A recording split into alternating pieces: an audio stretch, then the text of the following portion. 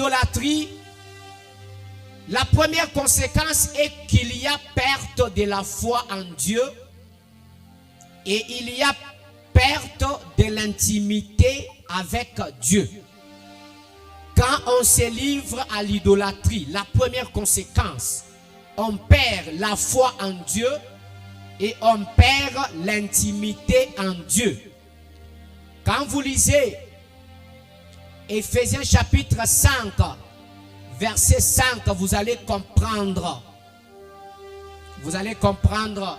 On parle de l'impudicité. On parle de tout ça. On parle de l'impudicité. On parle aussi d'idolâtrie.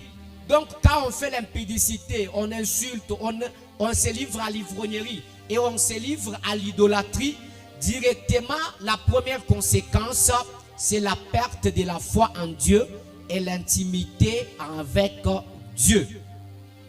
Bien-aimés, vous devez noter ceci. Le but de Satan n'est pas seulement de combattre les activités.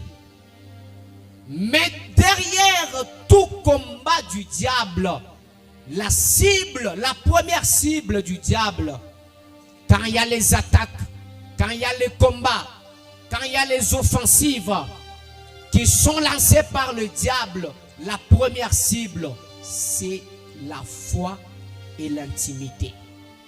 Amen, amen. C'est la foi que le diable cible.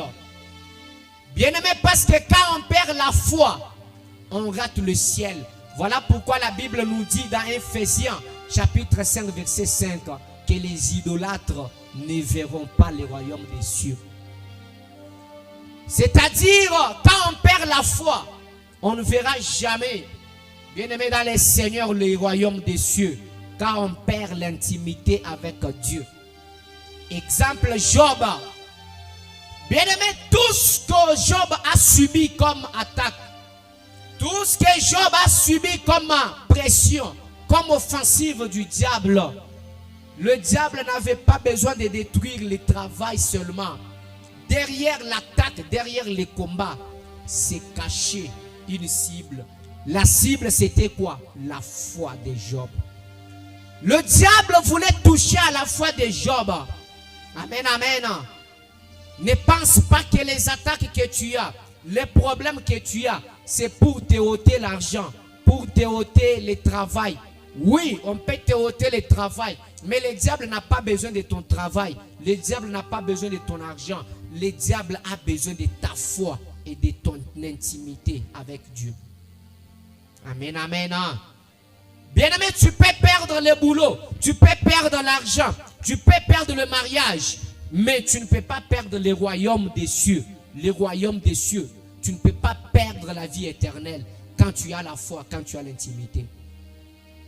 Accepte de tout perdre, mais ne perds pas la foi, ne perds pas l'intimité. Mais la première conséquence de l'idolâtrie, c'est quoi? C'est la perte de la foi et la perte de l'intimité avec Dieu. Alors bien-aimé, la cible du diable, bien-aimé, c'est la foi et l'intimité.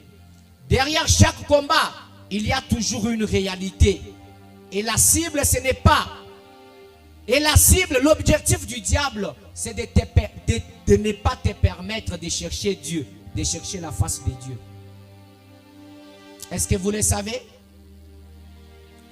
L'objectif du diable, c'est de t'éloigner avec des dieux, de t'éloigner de la face de Dieu, de t'affaiblir dans la foi. Quand quelqu'un touche au fétiche, quand quelqu'un touche au gris-gris, c'est-à-dire sa foi sera détruite. Et c'est ça l'objectif du diable. Qui me dit Amen.